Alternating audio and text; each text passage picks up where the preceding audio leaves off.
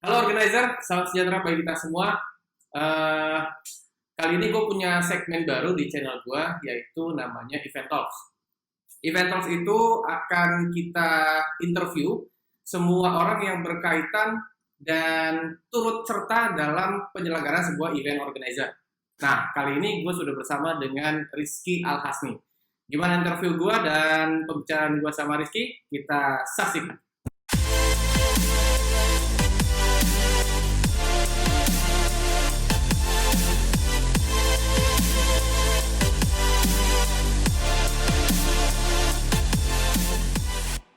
Balik lagi sama gue Ube dari Mahesa Creative Company. Di channel ini kita akan membicarakan semua yang berkaitan dengan dunia event organizer dengan segala warna-warninya. Kenapa? Karena event organizer itu seru. Gue di sini sudah bersama dengan Rizky Alhasni. Selamat datang Rizky Alhasni. Kita berikan aplaus terlebih dahulu. Gak perlu standing applause ya. Basi. Oke, Rizky Alhasni ini adalah seorang sangat penting di Mahesa Creative Company. Lumayan. Tapi kita akan coba ngobrol-ngobrol dengan Rizky Alhasni. Gue mau coba perkenalkan diri lu terlebih dahulu. Siapakah lu? Bagaimana latar belakang dan what do you do in Mahesa Creative Company? Oke, sip. Ceritain. Gua Rizky Alhasni, IG gua @Rizky Alhasni. Gua bekerja di Mahesa Creative Company sebagai graphic designer. Graphic designer. Berarti tugas lu adalah mendesain. Awal. Kenapa ada awalnya? Kita telusuri lebih dalam. Awalnya graphic design. Kemudian Diminta ide. Iya. Dibikin konsep. Iya. Lama-lama semua proses kreatif. Oke, jadi lama-lama semua proses kreatif Rizky juga, lu juga berkecimpung ya. Gue punya pertanyaan satu sama lu. Kita coba gali lebih dalam lagi mengenai lu dengan Mahesa. Ini menarik untuk diulik. Kenapa lu bisa bergabung dalam Mahesa? Ya karena saya ngelamar di tempat ini, Pak. Kalau enggak saya nggak mungkin kerja di sini. Aduh. Lu dulu kerjanya sebagai desain grafis juga kan? Betul. Di mana-mana. di mana-mana. Sebelumnya lu di dunia event organizer juga bukan? Enggak kan? Nah, itu yang jadi pertanyaan. Ya, kalau Dulu lu kerja di mana? Kalau sebelum gue di Mahesa, gue bekerja di sebuah perusahaan percetakan. Cetakan. Tapi di situ gue bukan sebagai desain grafis. Oke. Awalnya desain grafis, lalu naik jadi kepala produksi. Oke, jadi kepala produksi. Tapi awalnya desain grafis dulu. Ya. Oke, dari desain grafis di percetakan, lu jadi kepala produksi, terus habis itu lu ngelamar di Mahesa Creative Company jadi desain grafis untuk event. Ya, betul. Wow. Gue punya satu pertanyaan. Kenapa lu pada akhirnya memutuskan untuk fokus di desain? Lu latar belakang apa sih? Gue latar belakangnya. Otodidak. Gue belajar desain sih otodidak. Itu udah pasti otodidak. Karena dari hobi ya. Berangkat dari hobi ternyata bisa menghasilkannya terus. Oke. Jadi sebenarnya buat lu para freelancer yang punya hobi untuk mendesain, lu nggak perlu latar belakang pendidikan yang formal bahkan seperti itu ya. Gue ekstrimnya bisa bilang begitu. Karena dunia kreatif itu tidak bergantung dengan nilai ijazah yang lu punya. Selama lu punya kemauan dan kemampuan dan itu terus biasa, lu bisa akan jadi expert di situ. Gue bisa bilang ya, Rizky ini salah satu desain grafis yang expert banget. Maksud sih. Biar kerjanya serius aja nanti. Terus akhirnya lu memilih untuk fokus di desain. Lu ngerjain 2D? Awalnya 2D. Awalnya 2D? Iya, awalnya 2D, sekarang beralih ke 3D. Lebih fokus ke 3D sekarang. Lebih fokus di 3D? Gini, lu awalnya jadi desain grafis di percetakan. Belum pernah sama sekali di event? Belum. Ada perubahan culture nggak selama lu ngedesain dari percetakan terus ke dunia event? Kalau secara prinsip sih perubahan culture nggak ada ya, karena prinsipnya seorang desain grafis itu adalah yang mendesain berdasarkan brief dari klien. Cuma memang kalau untuk event organizer, kasusnya adalah dia mintanya biasanya datanya lebih ketat. Maksudnya ketat adalah? Misalnya ketat adalah dadakan. Ya. Walaupun sebenarnya pekerjaan sebelumnya adalah pekerjaan dadakan, tapi tidak ada yang super dadakan seperti event organizer. Iya, tapi sebenarnya kalau di percetakan juga ada orang yang on the spot dia datang terus habis itu minta langsung desainin. Iya, tapi ya seada-adanya ketika untuk sebuah event yang berarti itu harus ada konsepnya dan segala macam, harus mikirin A to Z-nya, ya itu akan menjadi sangat kesulitan gitu. Oh, oke. Itu tantangannya tuh di situ. Tantangan di situ ya. Lu pernah culture shock nggak? Yang wah ini bisa begini kerjanya gitu bisa di event? Pernah sih di satu momen ketika Mahesa Creative Company memilih pekerjaan yang bertubi-tubi. Di mana orang kreatifnya hanya saya. Kreatif desainnya ya. Ya hanya saya dan mouse komputer saya dan keyboard komputer saya yang tahu bagaimana mereka saya siksa.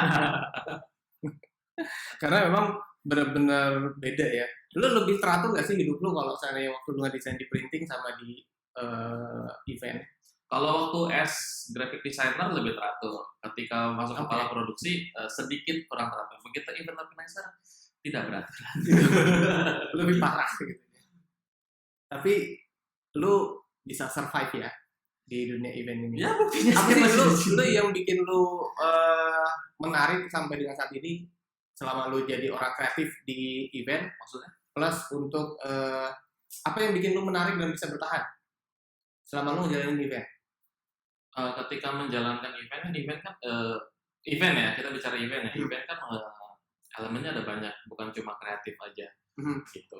Nah itu yang serunya di situ, apalagi pada saat kreatif udah jadi, desain sudah jadi, tantangan berikutnya kan adalah produksi. Bagaimana kita sebagai orang yang mendesain harus mengerti paling tidak 30-40% mengenai produksi, dari material yang dipakai, bahan yang dipakai, konstruksi.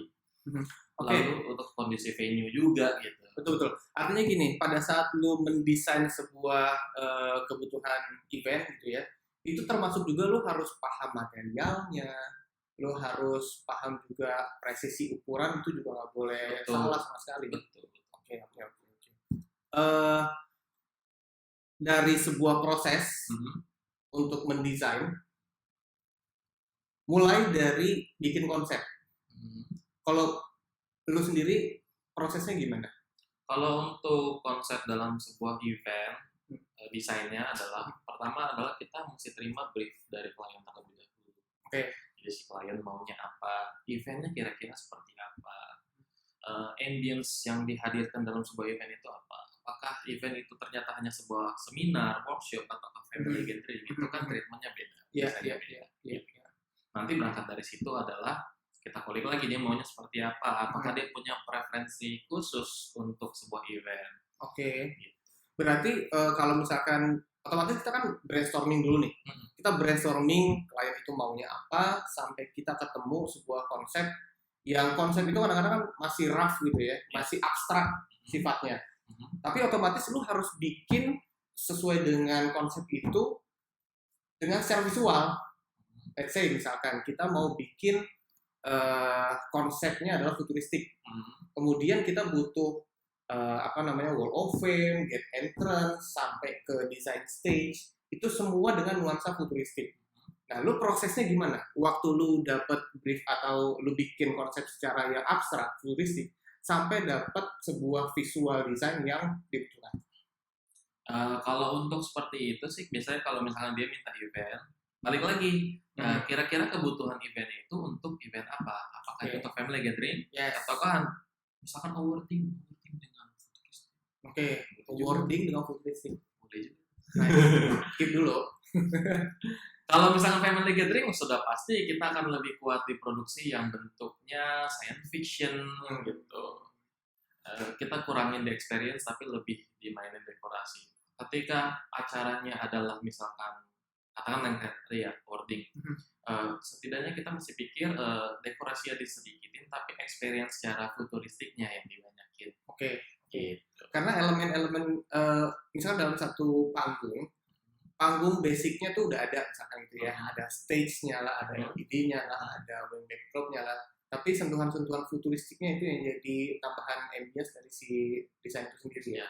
Kalau kita cari aja yang common gitu, misalkan kalau futuristik sudah pasti bermain dengan banyak lampu, tinggal desainnya futuristiknya mau kita mainin di mana, apakah nanti di LED-nya kita desain, di stage-nya, di gate-nya gitu. Itu sih. Nih, dalam buat sebuah desain, lu pasti ngulik kan? Atau lu cari bahan referensi Ya, betul.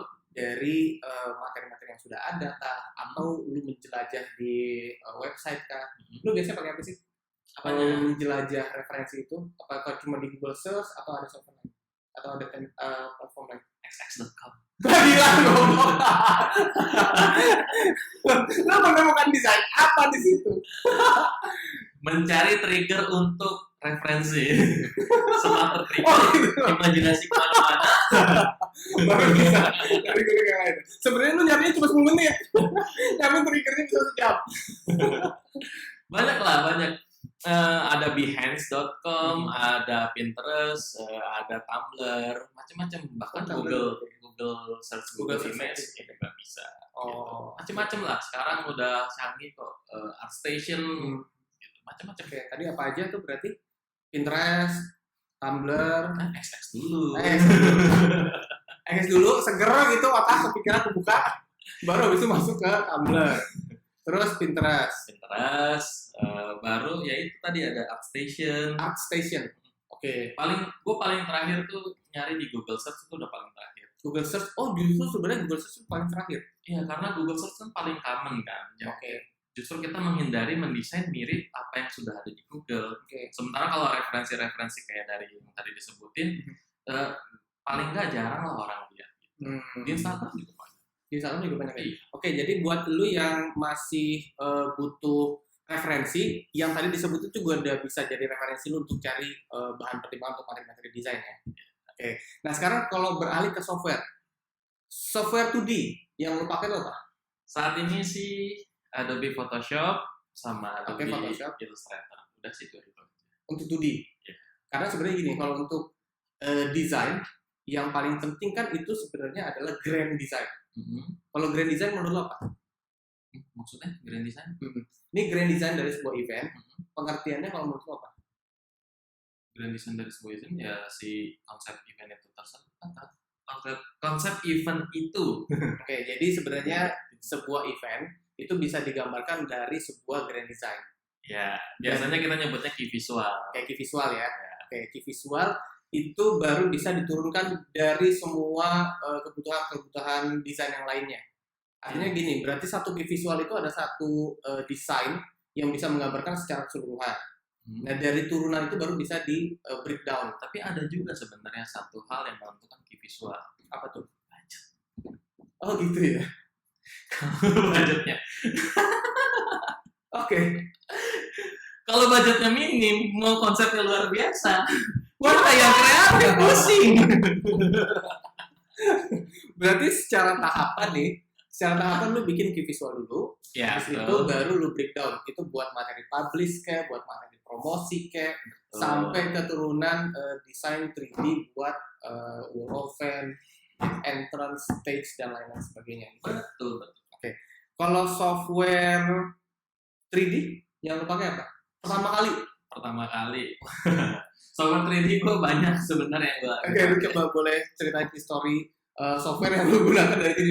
Karena lu pertama kali masuk Mahesa, gua tanya lu bisa 3D gak? Enggak. Sedangkan event itu banyak kebutuhan desain 3D. Tapi gua salut sama lu karena lu mau belajar. Tapi desain 3D lu hancur banget pertama kali, bro.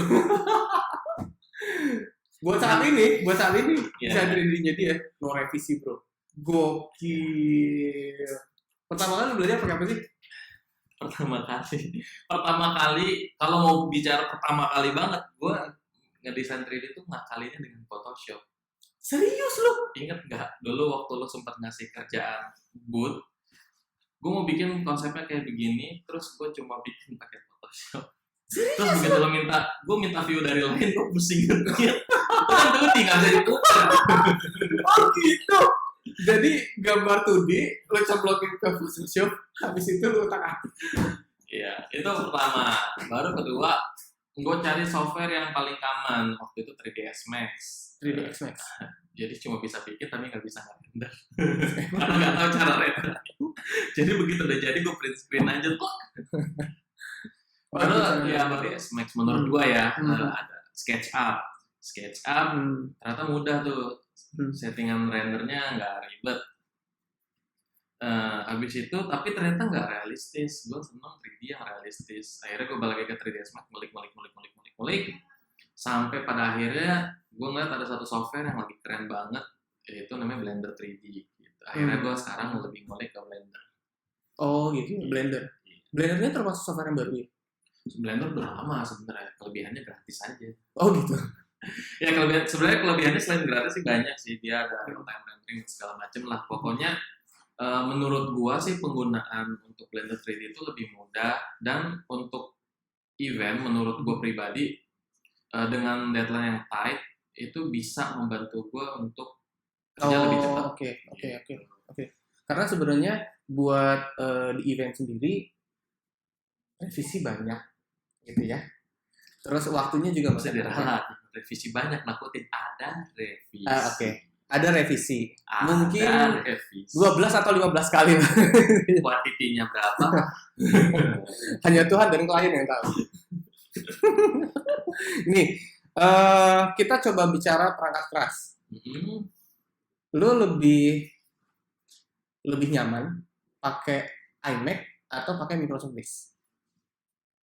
Pakai iMac dan Microsoft. Ya, gue sih lebih nyaman Microsoft ya, PC ya. Atau Windows ya maksudnya. Ya, lebih nyaman pakai PC sih. Kalau Mac menurut gua itu kalau untuk ya, tapi susah juga sih kalau Mac. Karena yang iMac aja ya, maksudnya kalau lu mau upgrade sesuatu kan agak susah gitu. Kalau PC kan lu mau upgrade apa bisa ya. Recommended. Cuma memang ya layar Retina display-nya sih nggak bisa. Menurut gue sih masih keren lah gitu. Masih keren dengan? Ya karena untuk tampilan preview di Mac itu lebih aman menurut gue secara warna gitu, secara warnanya nggak berubah, nggak turun ya? Ya kalau sesama Mac paling enak tuh. Kalau sesama Mac. Karena kan kalau sebenarnya lu bikin desain, let's say misalkan bikin desain buat spanduk atau backdrop, itu kan pasti nanti akan di-deliver ke mesin percetakan. Untuk menghindari warnanya turun, sebenarnya lebih aman pakai iMac. Banyak orang yang bilang kayak gitu, tapi gue pribadi karena gue berangkat dari belajarnya bukan dari sesuatu yang fancy, sesuatu yang mahal, jadi gue kurang begitu setuju sebenarnya untuk persepsi orang bilang Mac itu sama dengan cetak, karena begitu dicetak pun akan di-adjust lagi biasanya. Oke. Karena sebenarnya kan gini, kalau pada akhirnya bersinggungan dengan sebuah corporate yang dia punya color corporate-nya nggak boleh berubah, itu kan krusial banget tuh. Itu krusial banget dan nggak boleh berubah. Jadi dalam waktu pada saat lu ngerjain, itu lu nggak akan khawatir, walaupun lu pengguna Kalau corporate kan biasanya dia ada color code-nya atau Pantone-nya. Kalau Pantone itu sudah pasti warnanya itu. Gitu. Misalkan biru, kodenya berapa gitu. Itu diaplikasikan menjadi menjadi cetak kah. Harusnya harus seperti itu. Kalau misalkan kita masukkan kodenya di komputer pada saat ngedesain kodenya sesuai dengan itu, ternyata pas cetak hasilnya beda. Berarti cetaknya harus ngejar warna yang sebenarnya. Gitu. Jadi berarti masalahnya di percetakannya. Ya. Dari sisi desain sebenarnya udah nyamain semua tuh. Ya, kalau untuk sisi produksi yang melibatkan kalau warna kan biasanya pakai cat. Atau kalau akrilik kan biasanya ada kode warnanya. Lebih bisa dapat sih. Kalau misalkan memang warnanya terlalu spesifik banget dan nggak ada, kita biasanya cari yang mendekati. Gue ambil satu contoh case, misalkan ya, aman nggak sih menurut lo ya? Aman nggak sih kalau misalkan untuk satu color logo corporate misalkan, gampangnya gue cari di Google, terus abis itu gue mau aplikasiin ke desain gue, terus gue cuma pakai eyedrop tanpa mengetahui angka pantonnya gitu. Itu menurut lo aman nggak? Kebutuhannya untuk apa dulu? Let's say buat kebutuhan di percetakan misalkan gitu. Misalkan buat dicetak karena gue akan bikin eyedrop tuh sebenarnya sih tricky juga sih. Ada yang bisa aman, ada yang kadang-kadang eyedrop bisa gambarnya lebih gelap. Biasanya gue kalau memang gak yakin, biasanya di sebelah-sebelahin aja sama gambar yang gue ambil dari airdropnya begitu, sama hasil gue kira-kira sama nggak. Kalau begitu ambil airdropnya ternyata hasilnya agak jauh, ya gue mesti adjust sendiri. Gitu. Oh gitu. Berarti lo tetap nge-adjust nih, walaupun kan kadang-kadang lama ya. Misalkan kita minta nih, ada kebutuhan kita butuh logo, kita minta dari user atau klien, terus nggak dikirim-kirim, terus akhirnya kita harus nyari dengan inisiatif kita gitu ya, di Google misalkan. Habis itu kita pakai iDrop untuk nyari warna dari si color corporate itu. Jadi tetap lo adjust lagi ya. Ya, cuma sih memang lebih aman sih ya minta sama file originalnya ya. File original ya. Walaupun gue juga bingung ya, corporate kadang punya logo tapi begitu nanya, "Pak, ada logonya nggak?" Pakai aja deh yang dari Google. Itu terjadi, bro. Itu terjadi loh. Itu kan perusahaan di tempat Anda bekerja. Loh, kok bisa tidak ada, bagaimana? Karena sebenarnya tidak bisa disalahkan. Karena klien adalah raja. Cuma kan kita harus akui tidak semua source dari Google itu kan high resolution. Yes. Kadang mesti di-adjust. Malah kalau yang sangat low resolution mesti kita tracing lagi. Lu pernah gak sih dapat case kayak gitu? Lu pada akhirnya diarahin sama user atau klien untuk ngambil logo dari Google, ternyata abis itu nggak high res. Banyak. Dan perusahaan-perusahaan besar malah pernah juga. Oh gitu? Iya, banyak. Ya walaupun kalau begitu user nggak bisa nuntut lah ya, karena kita udah minta sebelumnya. Gitu. Iya. Dan kadang juga gue berpikiran, gue nggak tahu ya, ini analisa gue pribadi. Kadang-kadang mungkin si yang meminta, anggaplah klien gue lah, yang meminta nyari logonya di Google aja, sebenarnya mungkin mereka punya, cuma dia malas aja nanya sama timnya. Gitu. Karena beda direktorat kah, beda divisi kah, beda tempat kerja kah, ya, beda planet kah. Ya. Karena sebenarnya gini, apalagi perusahaan besar ya. Kalau perusahaan besar dia sudah pasti punya markom yang biasanya dia punya basic dari color identity itu. Kok ada perusahaan yang sangat besar pernah juga kok. Ya artinya sebenarnya gini, user kita kan nggak selalu markom sebenarnya kan. Betul. Kadang-kadang unit bisnis kah, unit supporting kah, yang butuh event, mungkin mereka kesulitan untuk minta data itu ke markom. Positifnya gitu aja bro, ya kan. Oke. Selama lu ngedesain event, ada nggak desain yang wah susah banget gitu, sulit banget? Gue sih lebih suka cerita contoh kasus ya. Oke. Jadi ini buat kalian yang nonton, kalian jangan kaget. Tiba-tiba Mahesa dapat brief soal rapat kerja yang isinya serius, tapi temanya Avengers. Rapat kerja ya bro? Ya kalau nggak salah tuh rapat kerja dan isi rapat materinya tuh krusial gitu. Materinya berat deh. Dan mungkin bisa berantem kali orang saking seriusnya. Tapi temanya masih Avengers. Masa orang lagi datang rapat pakai pakaian Itu terjadi ya? Itu terjadi. Itu sulit gini. Kalau acaranya family gathering itu sangat mudah. Oke. Karena sifat eventnya adalah fun. Tapi ini rapat kerja. Kalau nggak salah ada direktur utamanya, ada direksi gitu-gitunya, ada DOD-nya datang.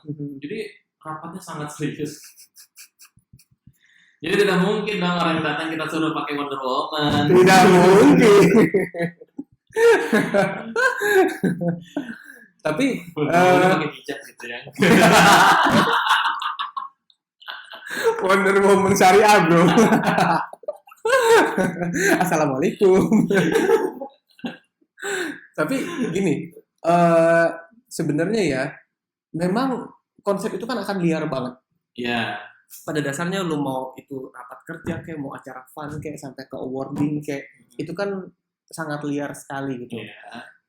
Lu gimana sih pada akhirnya bisa ada nggak ada satu contoh kasus yang bener-bener lu buntu banget nih nggak ketemu nih ngaplikasiinnya antara konsep yang dibutuhkan, spesifikasi eventnya apa sampai ke desainnya apa gitu? Ya salah satunya itu ya. Salah satunya itu. Ya yang minta Avengers karena itu buntunya karena ini kita mau diapain ini, maksudnya dari venue-nya juga kita mau taruh apa, masa kita mau taruh mandi bola kan lucu juga gitu. Ya walaupun pada akhirnya bisa juga diakalin dekorasinya kita mainin walaupun tidak mengarah mengarah ke arah ke arah yang fun, tapi lebih ke venue-nya kita bikin. Kalau lu pernah datang ke XX1 gitu ya, ketika ada premiere sebuah film, itu kan filmnya misalnya Avengers yang baru keluar gitu ya, itu kan suasananya jarang ya ada yang fun, tapi memang ada tema-tema gambar-gambarnya, jadi gitulah, ada nuansa-nuansa itu ya? Nuansa-nuansanya gitu, sama paling ada gimmick-gimmick dikit gitu. Oke. Sekarang gue mau tanya sama lo, karena gini, event itu kan pada dasarnya banyak hal yang berkaitan, dari orang desain, dari orang produksi, dari orang budgeting. Lu pernah nggak ngalamin ada ketidakcocokan antara desain yang lu bikin pada saat diproduksi dengan bagian produksi? Kalau di bagian produksi berapa kali sih pernah ya, karena gini, gue kasih tahu terlebih dahulu. Orang produksi itu bikin item produksinya berdasarkan gambar kerja yang dibikin sama desain grafis, gitu ya. Kalau seandainya orang produksi itu mulai kerja, otomatis dia guidance-nya adalah gambar kerja. Pernah nggak lu mengalami hal yang ternyata nggak sesuai nih, nggak pas nih? Paling kalau nggak sesuai itu kayak misalkan di material, nggak sesuainya itu kan by case juga. Nggak sesuai itu karena apa? Apakah pada saat mengukur ternyata kita salah mengukur, gitu. Pada saat di venue, wah harusnya lebarnya misalkan 15, jadi disurutin menjadi 13 meter gitu. Atau misalkan ternyata pas diukur karena kita nggak sempat ngukur ceiling, nggak tahu ceilingnya mentok gitu. Itu bisa juga, itu akhirnya berubah spek. Atau bahan baku, misalkan gue berharapnya ini sebenarnya adalah doff, ternyata jadinya glossy gitu. Gue berharap ini sebenarnya lampu, ternyata bukan lampu, cuma strip biasa doang. Gitu. Tapi sebenarnya gini Ki, pada dasarnya sampai kepada hasil produksi itu kan semua akan berkaitan nih. Pertama mulai dari brief dari klien dulu, misalkan gitu ya, sampai udah jadi desain. Nah, desain ini dikasih ke klien atau ke user approve, baru mulai produksi. Nah, pada akhirnya semua hasil akhirnya tergantung dari produksi, bukan dari desain. Nah, kalau menurut lu, produksi ini apapun yang terjadi, plek-plek harus ngikutin dari desain gambar kerja yang lu bikin. Kalau ada instruksi dari si user untuk merubahnya, lu biasanya harus diminta revisi ulang apa enggak? Ya, revisi ulang. Ya harus dong, karena kan itu eventnya dia. Nah, mungkin kita kan ibarat kata kita hanya orang luar ya, kita sebenarnya nggak begitu mengerti ini tujuan eventnya untuk apa dan bagaimana. Si klien sendiri yang ngerti. Memang dalam beberapa case kadang semuanya udah kelihatan oke, tapi ya memang kliennya aja yang ribet. Klien paling ribet ada ya? Kalau klien tuh paling sering tuh minta apa sih yang bikin paling sebel? Minta pulsa. Lu kira mama? Ngomong ke papa. Yang paling sebel adalah meminta sesuatu hamin 2 jam event, hamin 1 jam event. Lu bayangin event mulainya jam 10 pagi, jam 8 minta revisi. Panas gak kepala lo? Lu pernah berantem sama orang AE nggak? Enggak pernah. Nggak pernah. Karena kan sebenarnya yang minta revisi itu kan orang AE dong. Iya. Tapi pada dasarnya lu paham bahwa AE itu pasti diminta oleh klien. Iya, based on klien juga gitu. Tapi masih kita sadari juga memang dalam hal ini budget juga mempengaruhi. Gitu. Misalkan kita udah bikin eventnya, bikin satu konsep yang sangat mewah, karena kebutuhan eventnya misalkan untuk wording biasanya kan lebih luxury dan segala macam, ternyata kita budgetnya cuma segini. Ya, harus realistis juga dong. Dari sisi desain pasti ada yang kita kurangin, item-itemnya, dan si klien mesti terima aja. Kalau gue punya 500 perak nih, tapi gue pengen beli iPhone. Oke. Ini menarik.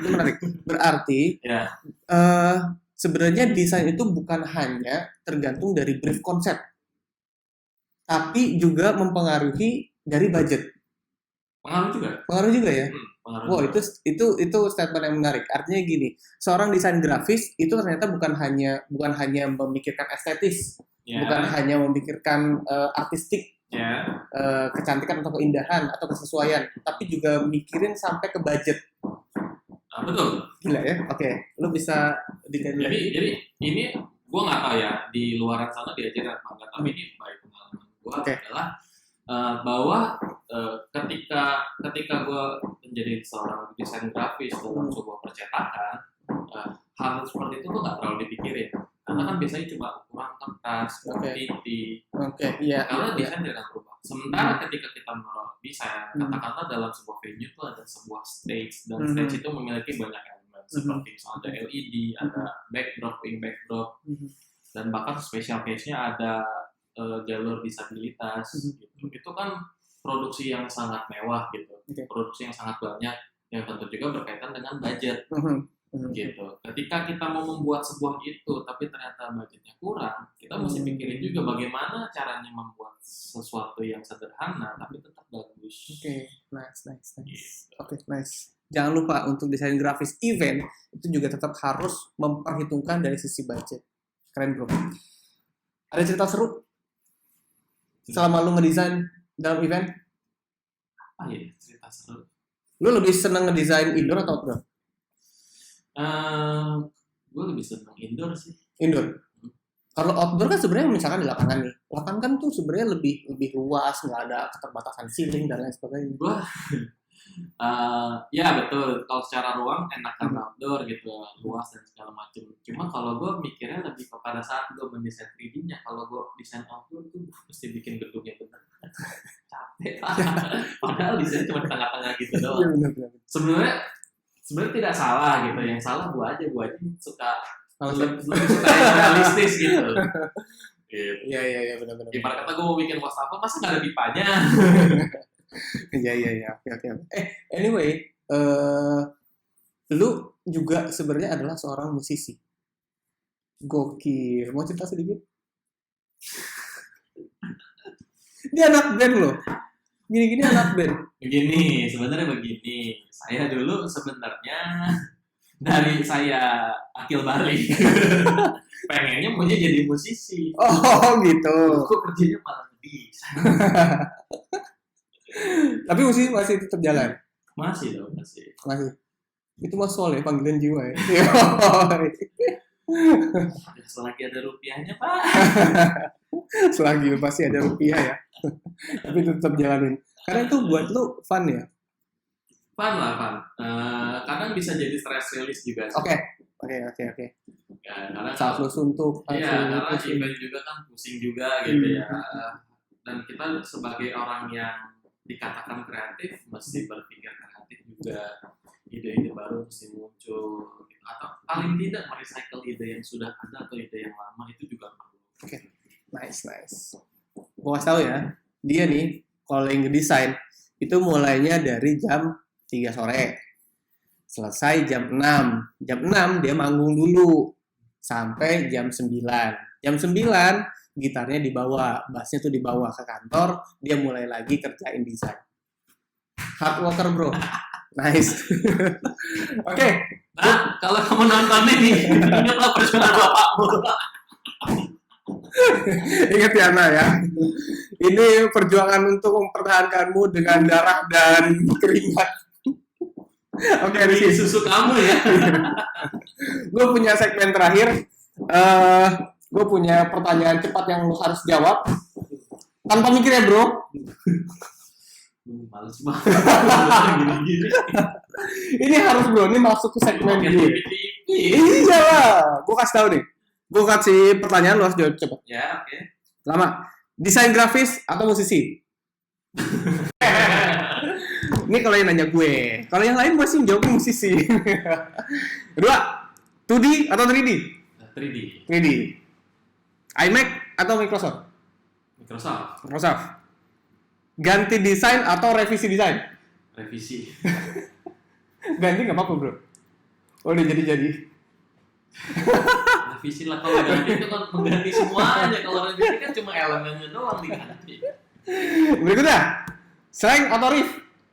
Slang. Wih, gokil. Adele atau Mariah Carey? Adele. Tarik perut atau tarik ular? Buset, gue gak suka dua-duanya. Jawab lu aja. Tarik perut, tarik ular ya. Tarik perut aja. Ngupil pakai jempol atau kelingking? Kelingking. Masih normal ya. Oke, that's it interview gua kali ini sama Rizky Al Hasni. terakhir ini bagian promosi. Kalau lu ada yang mau coba kontak, mau nanya-nanya sesuatu, belajar sesuatu sama Rizky, lu bisa cari di Instagramnya Rizky. Instagram apa? @rizky_alhasni. Saya lagi @rizky_alhasni. Bisa coba dicek, itu desain-desainnya ada di Instagramnya dia. Keren-keren banget bro. Mungkin untuk sementara itu dulu interview gue kali ini sama Rizky Alhasni. Next gue akan coba interview dan kita ngobrol-ngobrol dengan semua pelaku usaha atau termasuk juga pelaku di dunia event organizing. Sekian dulu video gue kali ini, semoga bermanfaat. Kalau lu suka sama video seperti ini, jangan lupa like, comment, share, subscribe. Jangan lupa nyalakan notifikasi loncengnya supaya kalian bisa menyaksikan video gue yang berikutnya. So, keep your mind creative. Wassalamualaikum. Bye-bye.